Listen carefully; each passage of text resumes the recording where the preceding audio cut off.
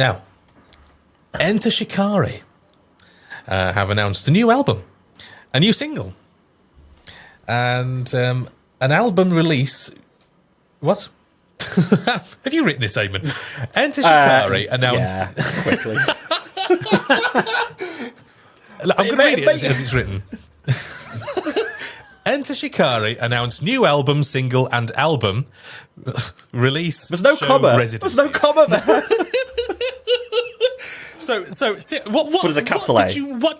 What did you mean? What did you want to say? I mean, fresh off the press, Ed Shikari have... Right, I'll do it in a sensible order. They've released a new single called Please Set Fire to Me.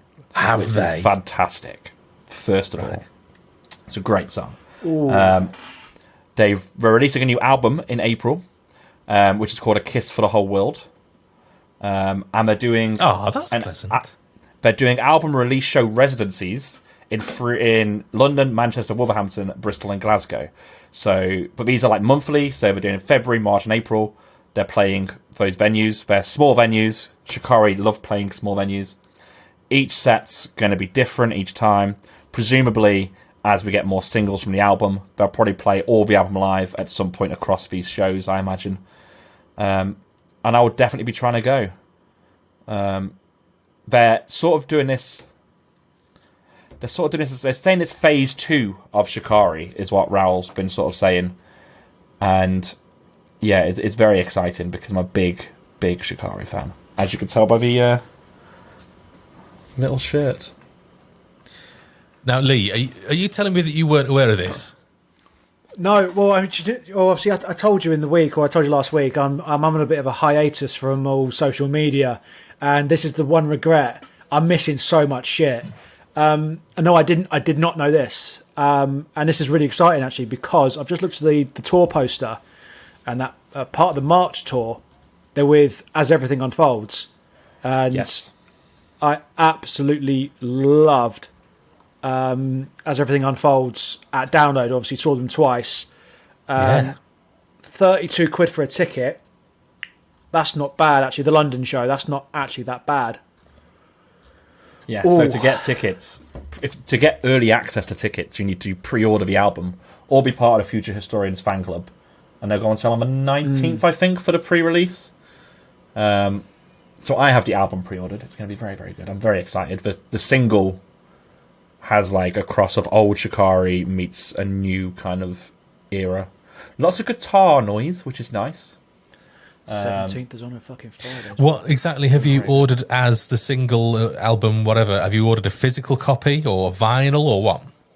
So I've ordered a physical copy. They've got a whole bunch of stuff being Shikari. They like doing the whole big bundles. There's bundles with vinyls, bundles with t-shirts, jumpers. I've ordered, I think it's the 20 quid package, which is kind of like a free disc CD and DVD set. Really? You get the obviously the album, and I think you get the live at Alexandra Palace free DVD, which is from their last tour. I was there. That was awesome. Yeah. Exactly. Are you in the video? I doubt it. I'm at the back, propping up the bar. Oh, right. Oh, I'm cancelling my pre-order then. I only got it for the content. Fuck you, Rob Reynolds. But yeah, what's really interesting, and here's some fan kind of... You know, you get these fan theories about things with bands and albums.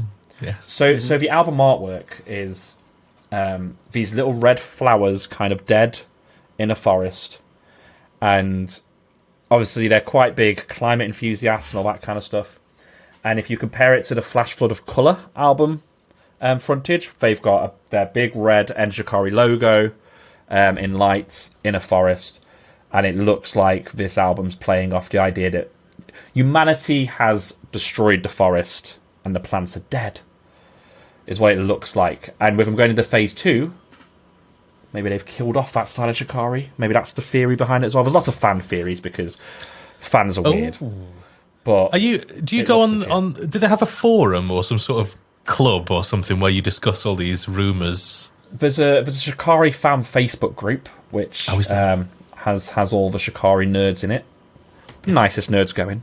All very friendly people, me included. I'm sure as Enter Shikari fans, yes, I'm sure. Yeah, and that's a fan theory at the minute. I don't know if anyone's confirmed it, but it very much looks that way. It's the same colours, looks like the same forest, and it won't surprise me because Raoul's basically David Attenborough at this point. He is, isn't he? Like, he might as well be. Did you enjoy them at the pilot, Eamon?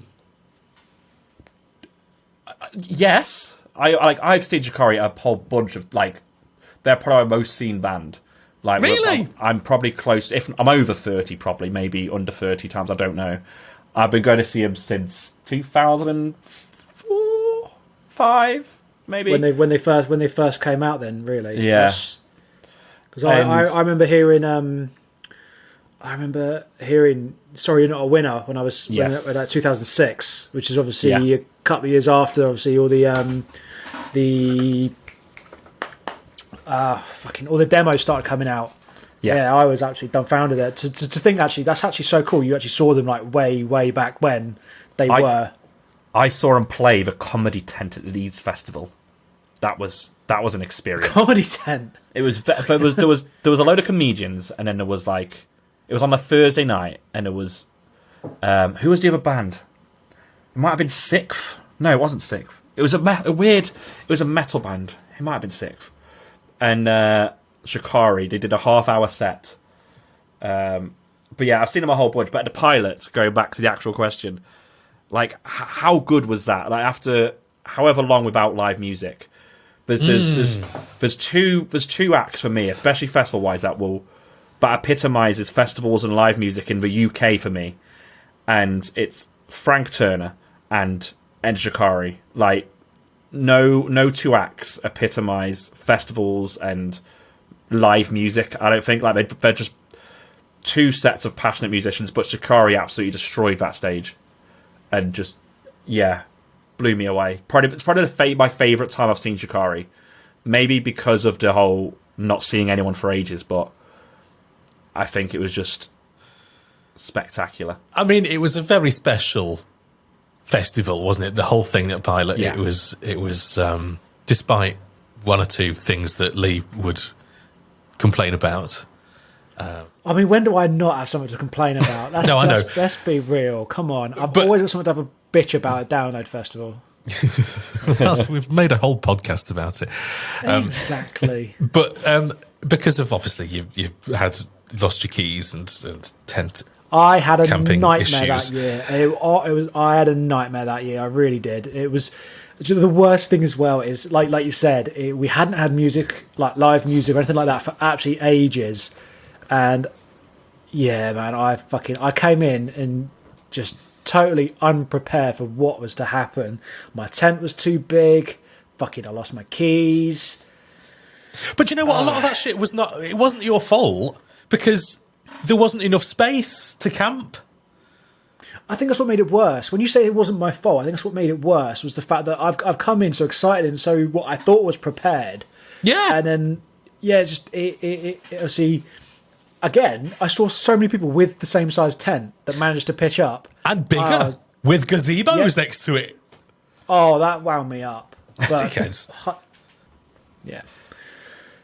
But Enter Shikari were great. Do you know what? Really good show, actually. And it's not Shikari are not a band I have followed, but I really enjoy. I mean, it's a spectacular show, and they come across really well. Excellent, great booking for the pilot. Fantastic booking for the pilot, and it was good to see him headline something as well, so they could see what they could do.